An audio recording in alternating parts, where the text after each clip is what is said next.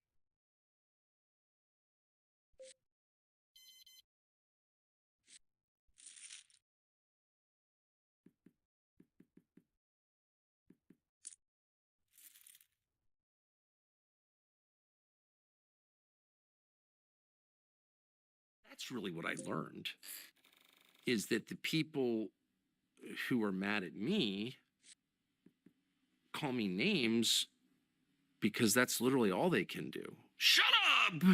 You can't speak at that event. We don't want you on stage. We're deplatforming you.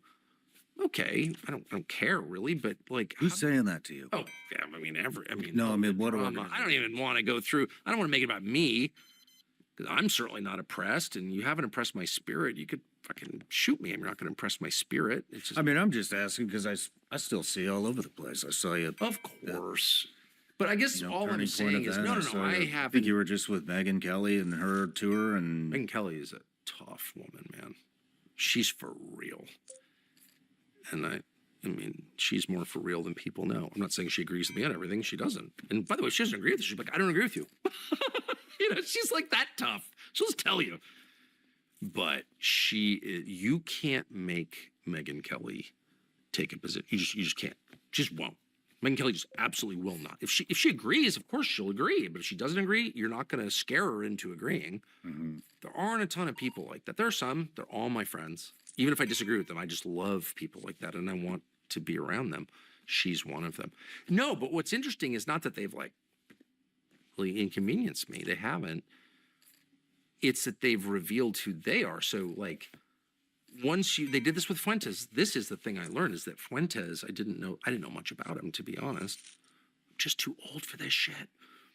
It's not my generation, so I just didn't know. But Nick Fuentes first became known freshman year of college, like first month of college. He's a student at BU, and he put something on the internet, Twitter or something, and basically like, why does Israel control our Congress? Something like that. He's a college freshman. And Ben Shapiro, sitting at like command center somewhere, is like, what? A college student who's not on board with the program? Destroy him. And Ben Shapiro tries to, quote, cancel this kid. He's a fucking college student. He's a freshman from Chicago. Rather than just call the guy and be like, hey, actually, I saw what you said. I don't like it. But there are reasons that we're allied with Israel, and like it really helps us. Or whatever, make your case whatever your case is. His first instinct was, this man must be destroyed. He can never have a job in Con Inc. No one can hire him. And how'd that work for you, Ben Shapiro? Well, of course, it didn't work at all. Nick Fuentes is way bigger than Ben Shapiro has ever been, way more influential than Ben Shapiro has ever been. You can't cancel an idea. It just does not work. Let's kill Jesus. Okay, how'd that work? World's biggest religion. It just doesn't work. And any wise person knows that. So the only way, liberals used to say this, they don't believe it apparently anymore, but the only way to stop bad ideas is by countering them with good ideas. You want to defeat lies, tell the truth. It's literally that simple. And as if I needed to be reminded of that, the last month, I don't think a single person has ever made the case that I'm wrong, that Nick Fuentes is wrong. The Jew hatred stuff is wrong, period. And I said that. The white hatred, black hatred, Jew hatred, Malaysian hatred, Bedouin hatred, it's all wrong. I believe that as much as I believe anything. Okay. But the rest of it, his analysis, which is actually smart and in a lot of cases true, no one's even attempted to rebut it. 95% or whatever the number is, if members of Congress take AIPAC money, how is that good? Shut up, Nazi! So if that's your only defense, you've lost. You've lost. You didn't even enter the game. We're playing different games. I'm trying to tell the truth, convince people that what I think is true is actually true. And you're trying to make me be quiet because you don't like it. You can shoot me or you can shoot everybody, but it doesn't go away because the truth is an immovable object. It just exists and you conform to it or you don't, but it doesn't change because it's nature. why do you think you got so much shit for having him on? He's been on other stuff. He's been on. Well, I got shit precisely because I'm not an anti-Semite. That was the whole point. I mean, if David Duke or whatever, pick an I don't even know there are many, I'm sure there are famous anti-Semites. I can't think of one, but David Duke is a famous anti-Semite. If David Duke interviewed Nick Fuentes, they'd be like, oh, they wouldn't say anything. Whatever, who cares? They're talking to each other. But if someone who is openly opposed and sincerely opposed to hating people on the basis of their bloodline, which I definitely am, interviews Nick Fuentes and is like, hey, Nick Fuentes, stop with the Jew hatred, but let's talk about your views on the betrayal of Republican voters by conservative institutions and the undue influence a foreign country has over our government. Those are entirely reasonable conversations, and they're scary because they are reasonable. They're very difficult to refute. You have to, like, what's the counter argument? The country should be controlled by a country of 9 million people? Like, what are you even saying? No one agrees with that. So if a reasonable person says it, that is an actual threat. And they were like, well, must destroy him and his son and his brother. And it's like, I'm not afraid of you, man. I'm just not. And not because I'm so tough or brave or whatever, but because why would I be? You call me names and I'm gonna, you're not telling the truth and you know you're not. You know, you start saying things about me that are true, that I'm trying to hide, whatever those might be. You know, I'll get in fetal position and hide in the corner. But you throw lies at me, I'm totally unintimidated.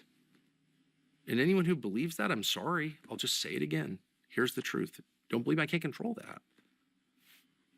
So, yeah, that's why they don't like me. Not because I'm extraordinarily brave. I'm not. Definitely not because I'm extraordinarily smart. I'm not. But because they don't have an actual argument. So all they can do is destroy. And I think they've reached kind of the limit. Like, what's the next stage? That does concern me. Not that much, really. But we're moving into a new time for sure. Now, after the last month, and there are a number of fairly influential people on the right who've just basically said out loud, I'm for censorship and identity politics. We just had an election a year ago this month in which Republicans won because they were opposed to, let's say it, censorship and identity politics. And then their voters find out that a lot of the leaders of the party are totally for censorship and identity politics. How does this continue? Well, I'm out. I mean, I know that. But so are a lot of other people. Like, would never vote. I don't care what you call yourself. If you're for censorship and identity politics, two things that I truly, on principle, as a Christian, oppose, I'm not voting for you. Period. Ever. So that's like a big, big change. Like, the veil is dropped. We can see, like, you're walking back from the shower and your towel slipped, and I saw what you look like naked. I can't unsee that. Right? Has that ever happened to you? Mm-hmm. You see what someone looks like naked and you're like, I want this out of my head. I don't want to know. I saw your appendix scar. It's like, Oh, man. right? So I don't know. I never know anything that's coming. You know, you can't. It's always something different from what you thought. But as of right now, I think it's like November, probably. It's before Thanksgiving right now. I know for certain that we're in for big, big, big, big changes because just like fighting with your wife and you say something awful but true, things are never the same.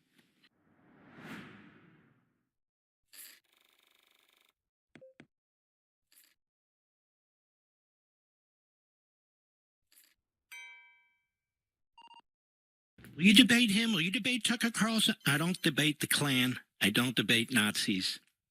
I don't debate lowlives, poison, cancer in the form of these truly evil people. I could kick Tucker Carlson's ass. He's not that smart. After Charlie Kirk is assassinated, you platform this guy? You don't dismiss him? You know, everybody's not worth having on your program and questioning.